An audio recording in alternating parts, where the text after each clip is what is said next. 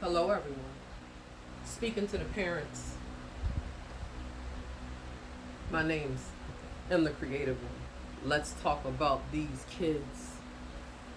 Number one, as parents, if you come from trauma, childhood trauma, anything negative that has caused darkness within your soul, your mindset, that has to be unpacked before you raise your children. This applies to me as well. But see, I was intentional. When I became a mother, I had guidance from my mother. And if it wasn't for her, I don't know where I'd be. I'm going to be honest with you. But I knew therapy was an option for me. So therapy was a part of my parenting because I come from the struggle, baby. No matter how hard my mom she tried to work, when you have an addict in the house and a substance abuse user like alcoholic, yeah, nope. So I went through healing consistently, and then I had to learn how to unpack my emotions because I didn't necessarily know what I was doing. And my challenge, I would internalize because that's what I learned in childhood. So as I grew up, of course, that's still how I regulated as an adult. That's what we do. We take what we do as children and carry it into adulthood. And a lot of us don't pay attention to if it no longer serves us or not. It's just familiar. But enough of that. Walking around blind is not good enough, especially when we got children we're influencing. So you have to learn how you're broken and what that looks like translation wise in your parenting. You see where I'm going with this? If you are arrogant, if you are egotistic, if you are narcissist, if you have a lot of damage when it comes to facing your trauma, childhood trauma, challenges, whatever, then that L is for your children. Oh, baby, that's going to be their L. That's how that works. They get everything we don't deal with. And then they have to learn to survive us now. We survived our situation. Now our children are surviving us in the way that we're not functioning well or not available. Is that really what we want to do to our kids? At least parents that are intentional and want to do better. That's the idea. But you see where you got to start with yourself. Stop blaming everything on our kids. For number one, they didn't ask to be here. Neither do we. Kids don't ask to be born. They're brought here, and the idea is to be the best version of ourselves, no matter what that looks like, in order to give them a fighting chance at a healthy, happy, thriving childhood. You cannot do that if you are still surviving. For instance, if you were molested as a little girl, and now you're a mom to a son. Yeah. Let's say your molester was a man. You never told your parents. It never got treated. Now it's a way you're not going to be available for your son possibly. Do the research, people. Now your son might need you to be emotionally available. But let's say, hypothetically speaking, one of your wounds, when you were molested, you disassociated. So you physically was there, but your mind went somewhere else. So that's what happens emotionally when you have to be emotionally available for your son. Does he deserve that? Now he's going to grow up with an emotionally unavailable mother. You might do things like buy him the best outfits. He got name brand Jordans. He got a tablet. He got video games. But when it comes to his feelings, you ain't there.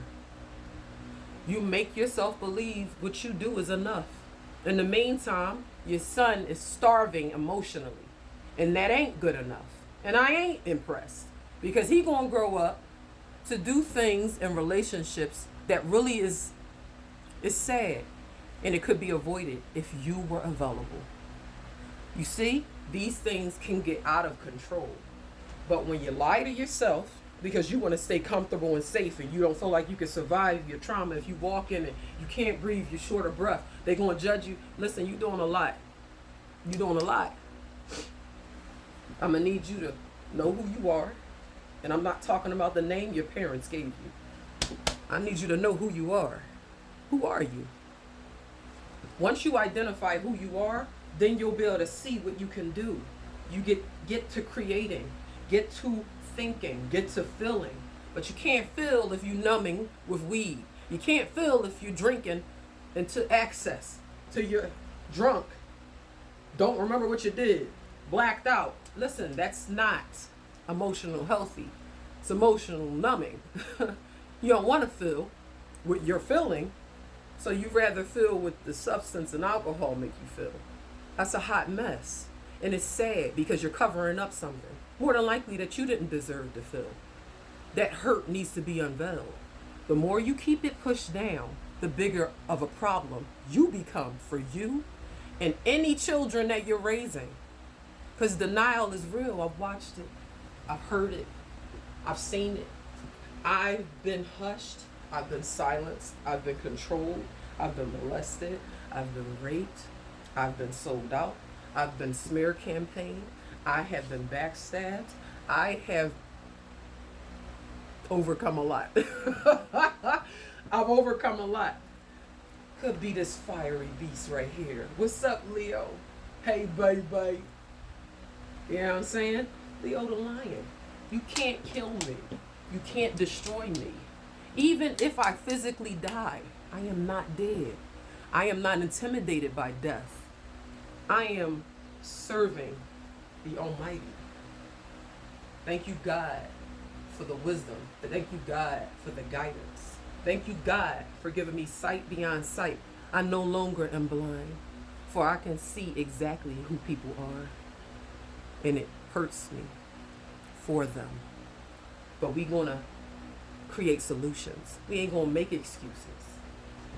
You're going to stand tall. You're going to realize that hurt you running from, you strong enough to work through it. We're going to stop being a coward. We're going to stop running.